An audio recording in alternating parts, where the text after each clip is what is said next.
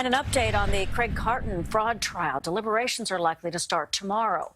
The former WFAN sports radio host is accused of running a Ponzi scheme where he pretended he was reselling tickets.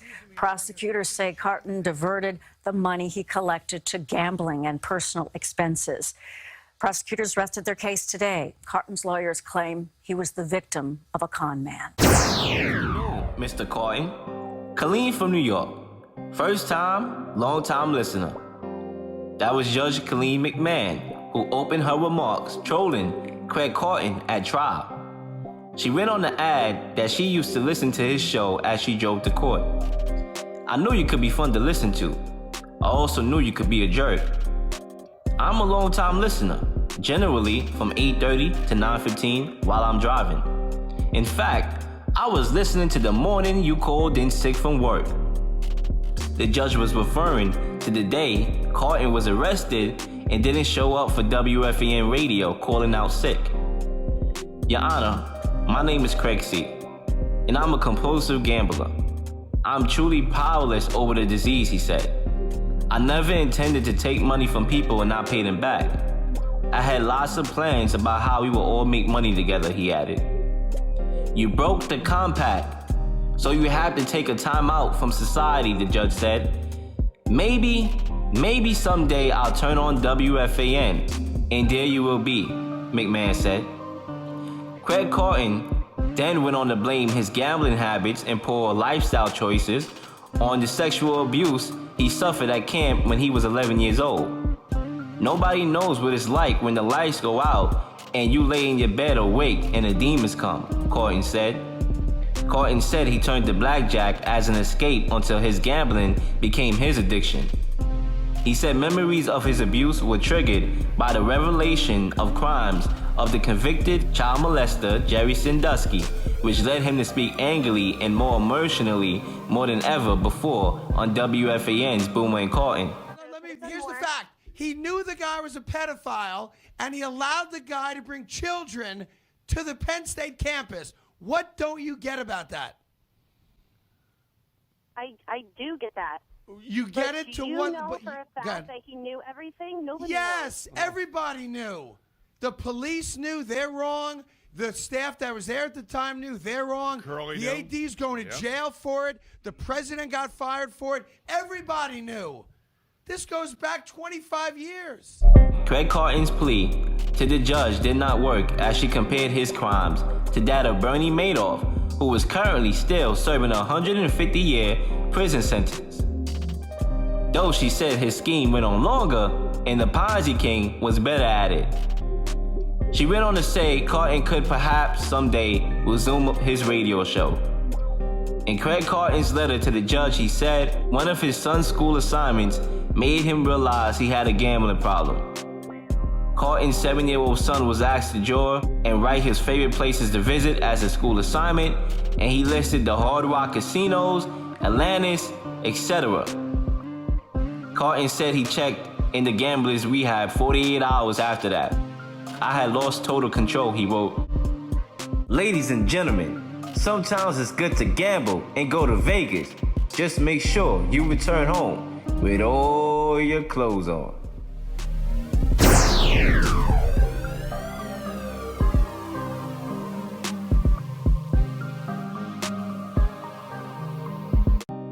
Craig Carton was a graduate of the New Rochelle High School and went on to attend the S.I. Newhouse School at Syracuse University with a degree in broadcast journalism in 1991. While he was attending the university, he worked on the cable television show Views from the Bridge. He also joined the college radio station. His demo tape of his college radio highlights landed him a gig at WGR Radio in Buffalo. He then went on to work in Ohio, finding his way back to the East Coast, working at a station in Philly. He was the first person to break the news story that the Philadelphia Eagles had been sold to Hollywood producer Jeffrey Lurie. Carton then left the East Coast for Denver, Colorado, working at KKFN, where his morning show took off immediately despite issues with the program director. He was the highest rated radio host in the station's history, which resulted in him being offered a morning slot at KBPI Radio. There, he quickly became the #1 local morning show in Denver radio. Carton then became a Jersey guy on New Jersey 1015 and had the highest rated FM afternoon talk show in America for a full 5 years. In 2007, Carton got a morning opportunity at WFAN as Boomer's co-host. The show also got strong ratings, being #1 among men ages 25 to 54. There's reports that Craig Carton and now-retired radio host Mike Francesa had beef throughout their careers. Mike Francesa had one of the most successful sports talk radio shows in history, Mike and the Mad Dog, which lasted on WFAN from 1989 until 2008. This is the show that put WFAN on the map. Mike went on to have one of the greatest careers in the game, having his own #1 ranked solo 5-hour slot on the network. Carton's disdain between him and Francesa stems from a meeting in 2007 when Carton joined the network. Program director Mark arranged a get-together to ease any tension between the morning and the afternoon shows. Carton said Francesa showed up late and never removed his sunglasses, claiming it never worked. This led to them having a turbulent relationship throughout the next decade, still lasting today. The directors of Craig Carton's 2020 documentary reached out to Mike Francesa to get an interview for the film, but he said no shot. In Carton's return to WFAN, Mike Francesa has remained quiet about that. In 2008, Craig Carton walked across the Brooklyn Bridge into Manhattan wearing nothing but a Giants jersey and a Speedo after losing a bet with co-host Boomer. Even the NYPD officers cleared the route for Carton and even stopped traffic as he stepped off the bridge. In Carton's prime on WFAN, him and his co-host made $2 million a year. However, with all that money, led to some bad gambling habits for Craig Carton. Carton borrowed over $30 million to gamble with. Helicopters, private jets, vacations, the brother had it all to his disposal and didn't care because the money was coming in. He was wagering $10,000, $20,000 a hand on blackjack at times, right before going on air. Carton said that blackjack was a drug for him. He would gamble any way he could. He went to the bathroom at a cocktail party and played 20 hands of blackjack on his phone. Sometimes he would take a helicopter to the Golden Nugget in Atlantic City in the middle of the night to gamble in hopes of making it back in time to host his #1 rated morning show. Carton would win $4 million in 3 days and 2 weeks later lost $700,000. One day, Carton flew out to Vegas in 2015 to do a broadcast before the Mayweather-Pacquiao fight.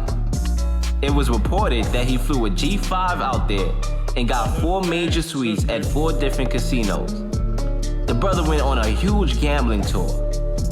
Carton reportedly dealt $133,000 to several casinos after having access to $700,000 from a huge fund he allegedly defrauded. Craig then helped ran a multi-million-dollar Ponzi scam which allowed him to pay off his gambling debts. Carton, his wife, and 4 children had just moved into a new apartment in Tribeca. One night, after taking a shower, he noticed at his window a sus man and a sus woman in the courtyard who disappeared shortly. Carton then got dressed and ordered himself an Uber to the WFAN radio station so he could do his show. On his way down the stairs, he ran into that same woman who said, "Are you Craig Carton?" "Yes, I am," he replied. "FBI, you're under arrest." A squad of FBI agents handcuffed him and had him call his wife, who came out in her pajamas. He then called the WFAN station and his co-host Boomer. He said he was calling in sick. Stuff I had to do yesterday, and then, late last night, Al gets a text saying that Craig's not feeling well, so he can't come in. Right. And so he decides to text me. I see that at 5 this morning, and I'm like, I'm a little bit under the weather today, so then I have to do Westwood One's NFL preview today. Good afternoon, Mr. Carton. Colleen from New York. First time, long time listener. I know you could be fun to listen to. I always knew you could be a jerk.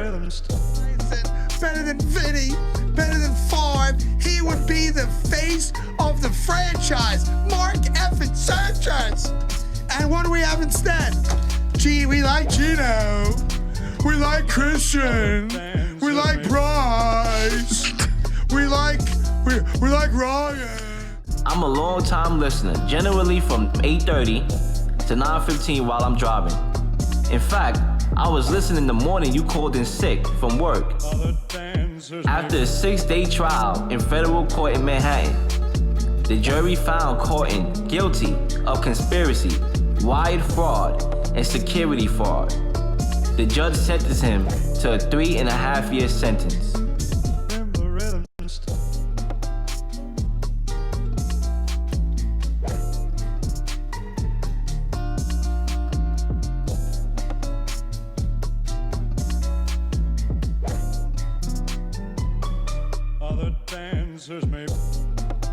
WFAN, New York. And how are you doing, everybody? Mike, 502. I apologize.